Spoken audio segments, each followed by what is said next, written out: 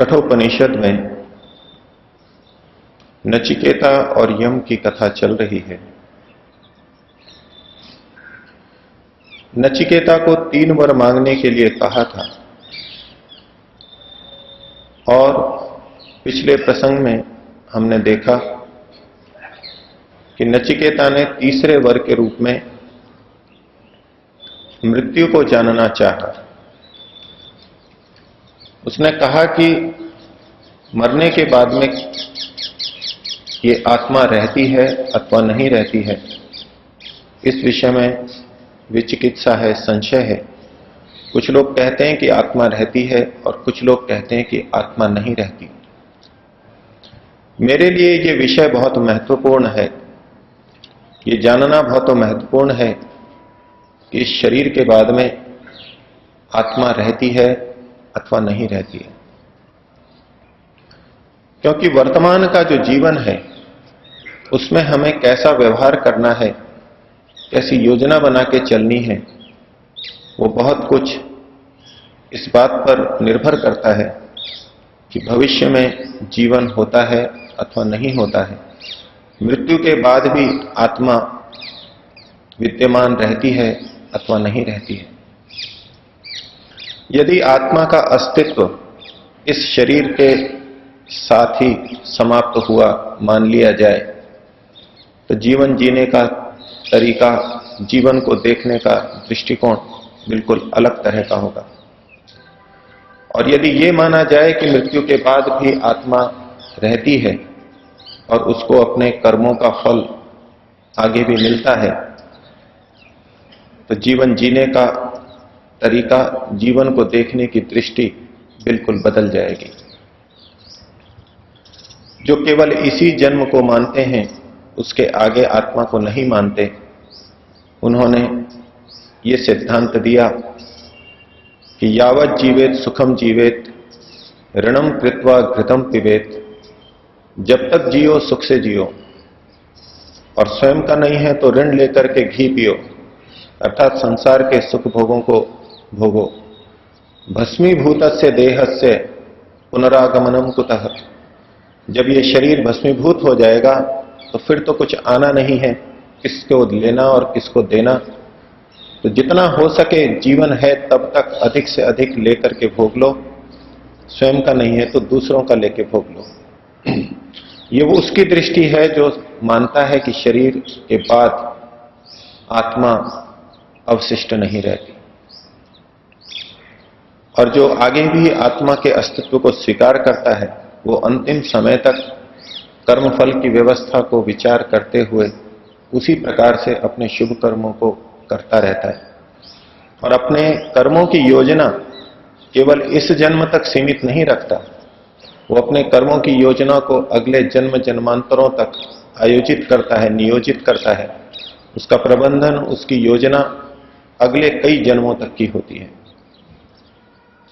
इस विषय की इतनी गंभीरता को देखते हुए नचिकेता को बहुत जिज्ञासा थी। वो निर्णय करना चाहता था कि मृत्यु के बाद आत्मा रहती है अथवा नहीं रहती है। और ये प्रश्न उस बच्चे नचिकेता में ही नहीं, आज भी विद्यमान हम लोगों के मन में, बड़ों बड़ों के मन में बार बार उठता रहता है। जिन्होंने निश्चय कर भी लिया है उनको भी परिस्थितिवशात ये प्रश्न, ये शंका उठ जाती है कि पता नहीं आगे कुछ जीवन होगा या नहीं होगा। जब वो परोपकार और पुण्य का कार्य करने लगे तो मन में संशय आ जाए कि पता नहीं इसका फल भविष्य में होगा या नहीं होगा, अगले जन्म में होगा या नहीं होगा, तो उनके कार्य के ऊपर अंतर आता है, परिवर्तन आता है। और जब नचिकेता ने मृत्यु के बारे में जानने का वर मांगा तो यमाचार्य उसको प्रलोभन देते हैं।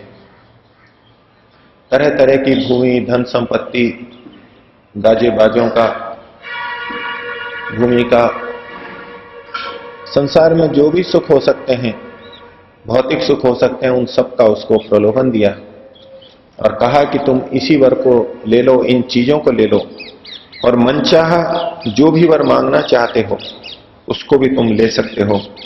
तुमको हर कामना की पूर्ति का भी वर मैं दे सकता हूं, जो कामना चाहो वो मिल जाएगी। जितना लंबा जीवन जीना चाहते हो उतना जीवन तुम्हारे को मिल जाएगा। आज की परिस्थिति में हम देखें तो इस तरह का वर यदि किसी को दिया जाए, इसका मतलब है कि पूरी पृथ्वी का शासन, पूरी पृथ्वी की धन संपत्ति वो मांग सकता है। हम एक छोटे से राज्य के राजा को भी बहुत बड़ा मानते हैं और जो पूरी पृथ्वी का चक्रवर्ती राजा बन जाए, सारी संपत्ति जिसकी हो जाए, सारी भोग सामग्री जिसकी हो जाए, उसका ऐश्वर्य कितना हो सकता है हम कल्पना कर सकते हैं। लेकिन उन सब को भी ठुकरा करके नचिकेता का तो यही कहना है कि मेरे को तो मृत्यु के बारे में ही जानना है। नचिकेता का जो ये वैराग्य हमको दिखाई दे रहा है वो इन सब को त्याग रहा है। ये पूरा सोच विचार पूर्वक, बुद्धिपूर्वक हो रहा है। नचिकेता ने अपने को पहले एक श्रद्धालु के रूप में प्रस्तुत किया था कि मैं श्रद्धा को लेकर के आया हूं, श्रद्धावान हूं और आप मुझे उपदेश दीजिए। एक तरफ वो अपने को श्रद्धावान मान रहा है और दूसरी तरफ आगे के श्लोकों में पूरी विवेचना भी कर रहा है, बुद्धिपूर्वक सोच रहा है। ये जो धन संपत्ति का वो त्याग कर रहा है वो पूरे विचार पूर्वक कर रहा है। उपनिषद आध्यात्मिक ग्रंथ हैं, इनमें जहां श्रद्धा की आवश्यकता है वहीं यहां पर विवेक और समझ की भी आवश्यकता है। हम ये मान लेते हैं कि अध्यात्म केवल श्रद्धा पे यानी भावना पे टिका है, बस जिसने स्वीकार कर लिया वो चलता चला जाएगा। जो भी कुछ मान लो बस हृदय में बैठा लो और चलते चलो। लेकिन उपनिषद की ये कथा हमें सावधान करती है कि अध्यात्म का क्षेत्र श्रद्धा वालों के लिए है, लेकिन वो श्रद्धा विवेक के ऊपर, पूरी विवेचना के ऊपर आधारित होती है। वो पहले विवेचना करता है और उसके आधार पर श्रद्धा करता है, सत्य को धारण करता है। योग दर्शन के अंदर भी कहा कि ज्ञानस्यैव पराकाष्ठा वैराग्यम। वैराग्य क्या है? तो कहा कि ज्ञान की पराकाष्ठा ही है। बिना ज्ञान के वैराग्य हो नहीं सकता। और जो तात्कालिक वैराग्य हमको दिखाई दे जाता है अपने जीवन में और दूसरों के जीवन में, उसमें भी पीछे थोड़ा बहुत सोच हो सकता है, लेकिन वो टिकेगा नहीं। ऐसे वैरागी व्यक्ति सैकड़ों मिल जाएंगे जिनमें कुछ दिन के लिए, कुछ घंटों के लिए बहुत तीव्र वैराग्य की भावना उठती है, लेकिन कुछ घंटों के बाद में, कुछ दिनों के बाद में या कुछ महीनों के बाद में वो उसी प्रकार से सांसारिक व्यक्ति बन जाते हैं जैसे कि और हैं। जब तक पूरा विवेक नहीं है, समझ नहीं है, तब तक वैराग्य नहीं हो सकता। और विवेक किसे कहते हैं? विवेक शब्द संस्कृत भाषा में जिस अर्थ को बताता है वो पृथक भाव को बताता है कि जो दूध का दूध और पानी का पानी कर दे, ठीक क्या है उसको अलग कर दे और गलत क्या है उसको ठीक कर दे, जो गलत है उसको अलग कर दे और जो ठीक है उसको अलग कर दे। इस प्रकार से जो ठीक ठीक पृथक पृथक रूप से देख लेता है हर चीज को, वो विवेकी होता है।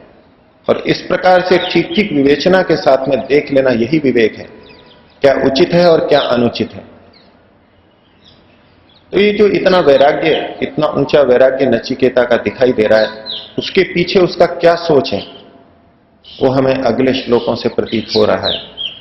उसने बुद्धिपूर्वक विचारा है और फिर कोई निर्णय लेकर के इतनी बड़ी चीज को ठुकराया है, इतने बड़े वर को उसने ठुकराया है। और इसके साथ साथ हमें यह भी प्रतीत होगा कि कोई भी आत्मा किसी बड़ी चीज को, बड़ी दिखाई देने वाली चीज को तभी ठुकराता है जब उसको उससे कोई बड़ी चीज दिखाई देती है, उससे अधिक लाभ वाली चीज उसको दिखाई दे, तब नीचे वाली चीज को वो छोड़ता है। तो 26वें श्लोक के अंदर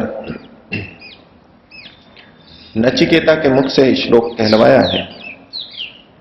ऋषि कहते हैं, शोभावा मर्त्यस्य यदंत कैतत् सर्वेन्द्रियाणाम जरयंती तेज। हे अंतका, हे सबका अंत करने वाले यमाचार्य यमराज, ये जो सारे आपने भोग मुझे दिखाए, मनुष्य के जो भी भोग सामग्री प्राप्त होती है, वो सारे के सारे शोभावा, कल तक ही रहने वाले हैं, अर्थात थोड़े ही समय तक के लिए ये रहने वाले हैं, ये अधिक समय तक नहीं रह सकते। ये कल तक रहने वाले का तात्पर्य समय की अल्पता को बताना है। जैसे कि हम लोग भाषा में कह देते हैं कि अभी कल की ही तो बात है, ये व्यक्ति कार्यालय में लिपिक का काम करता था और आज ये करोड़पति अरबपति है। धीरू भाई अंबानी के बारे में कहा जाए, ये कल की ही बात है का मतलब केवल कल नहीं होता है जो पिछला 24 घंटा है, अर्थात निकट भविष्य में, बहुत थोड़े ही दिन का। तो इसी प्रकार से जो भविष्य के लिए कहा जा रहा है, जितने ये भोग साधन है, ये शोभावा है, कल तक रहने वाले हैं, अर्थात थोड़े ही समय तक रहने वाले हैं। और क्या करते हैं ये? सर्वेन्द्रियाणाम जरयंती तेजः, ये सब इंद्रियों के तेज को क्षीण कर देते हैं, उनको वृद्ध कर देते हैं, कमजोर कर देते हैं। संसार को यदि भोग के रूप में भोगा जाए, संसार को ही अंतिम लक्ष्य मान करके भोगा जाए, तो समस्त इंद्रियां, समस्त शरीर जीर्ण शीर्ण हो जाएगा, शिथिल हो जाएगा। जिस प्रसंग की यह बात है उसमें हमें यही तात्पर्य लेना होगा कि जब सांसारिक भोगों को ही लक्ष्य बना लिया जाए, परमपिता परमात्मा का लक्ष्य नहीं हो, तब जो व्यवहार व्यक्ति सांसारिक भोगों के साथ में करेगा, जिस ढंग से उसको भोगेगा, वो उसकी समस्त इंद्रियों को जीर्ण शीर्ण करने वाला होगा।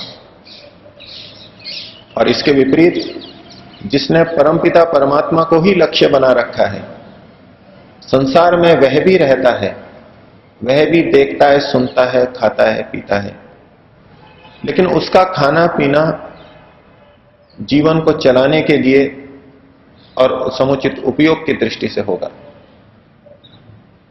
किसी भी भोग को जब हम भोगते हैं तो उसके कई तरह के योग हो सकते हैं।